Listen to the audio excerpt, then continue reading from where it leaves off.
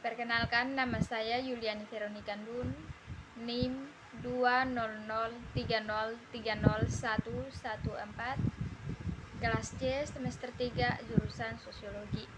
Baik, pada kesempatan kali ini saya akan mereviewkan buku keempat, Perubahan Sosial Budaya. Baik, kita langsung pada materinya. Bingkai awal waktu.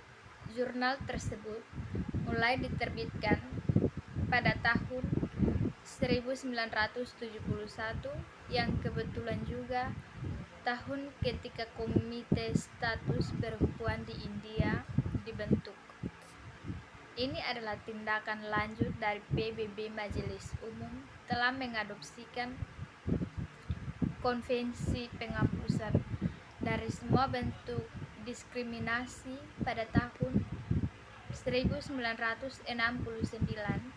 meminta negara-negara anggota untuk menyerahkan laporan negara tentang status perempuan pada tahun 1975 ditunjuk sebagai Tahun Perempuan Internasional.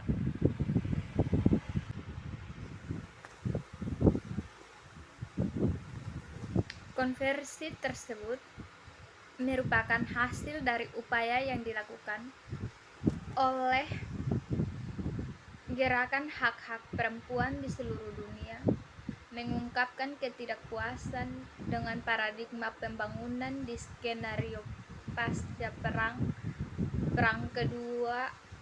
Dunia Kedua, saat pekerja laki-laki kembali dari perang dan bergabung kembali dengan angkatan kerja.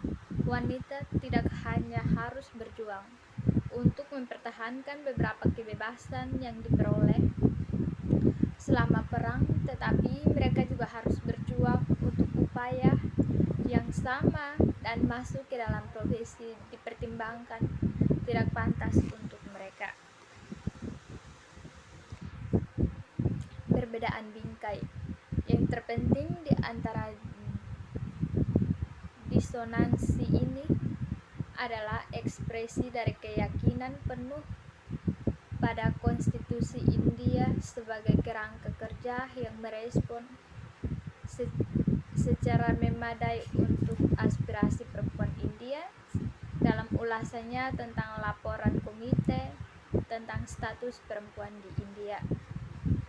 Nina Swaminathan 1975 melaporkan bahwa Komite menyebut konstitusi sebagai dokumen radikal yang mewujudkan tujuan revolusi sosial.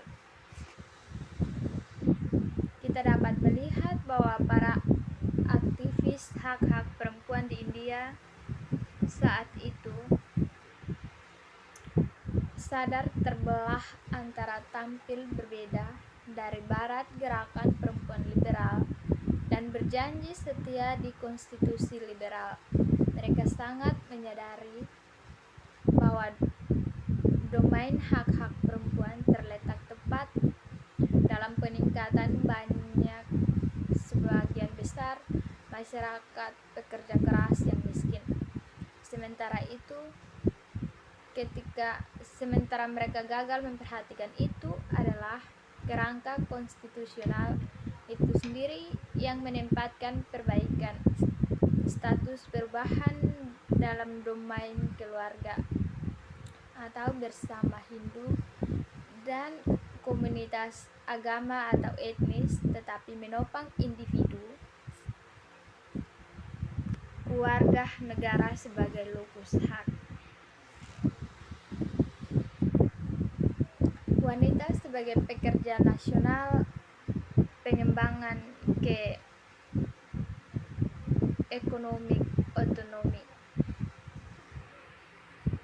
Mungkin kita dapat dikatakan dengan singkat keyakinan tertentu bahwa penelitian yang terkait dengan studi gender tentang tenaga kerja dan pekerjaan adalah salah satu bagian beasiswa yang paling berkelanjutan dan kuat di gender ditertibkan dalam perubahan sosial. Tetapi penelitian empiris tentang wanita pekerja mulai perlahan dan meningkat hanya pada tahun 1880-an sebelum laporan CSWI. Kami melihat bahwa tulisan kecil tentang pekerja perempuan hanya dalam cara penegasan hak perempuan atas pekerjaan berupah atau berbayar, hambatan untuk hal yang sama, dan tuntutan untuk apa yang seharusnya.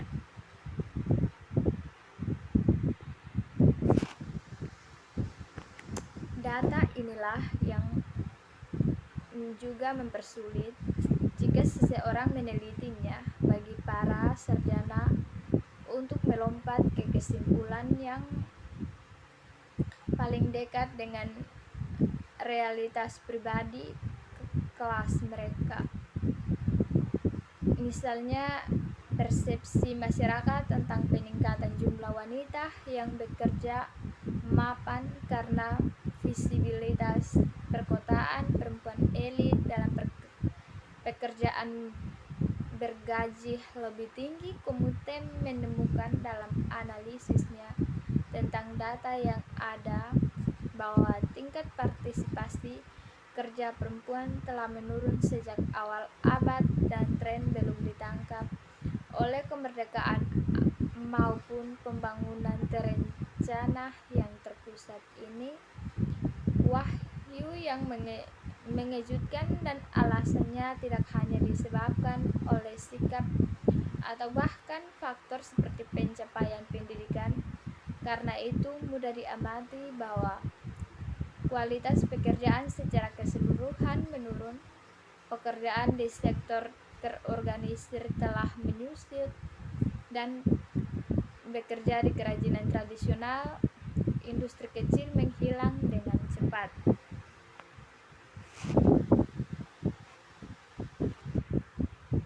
Penyebabnya adalah struktural dan lebih banyak menimpa wanita karena mereka yang pertama tersingkir dari pasar yang menyusut.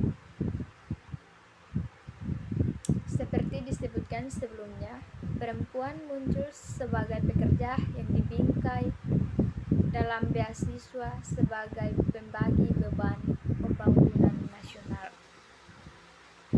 Struktur penelitian partisipasi politik untuk mencari lintasan bagaimana wanita di India menemukan diri mereka di situasi seperti itu, di mana para cendekiawan dan pendukung mereka dikejutkan oleh status mereka, lebih menyedihkan dari yang diharapkan. Kita harus melangkah kembali untuk memeriksa sikap yang diambil oleh wanita India di tingkat nasional, ruang publik pada saat berdirinya republik.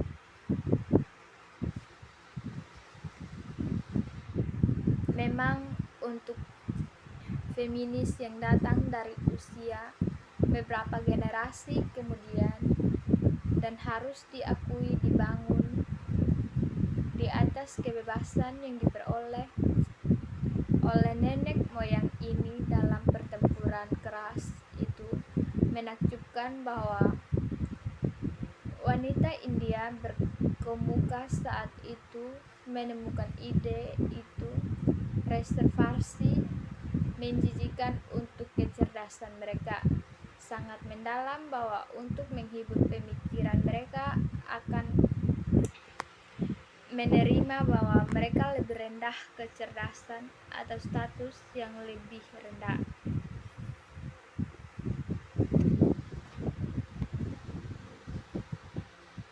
Sekian dan terima kasih.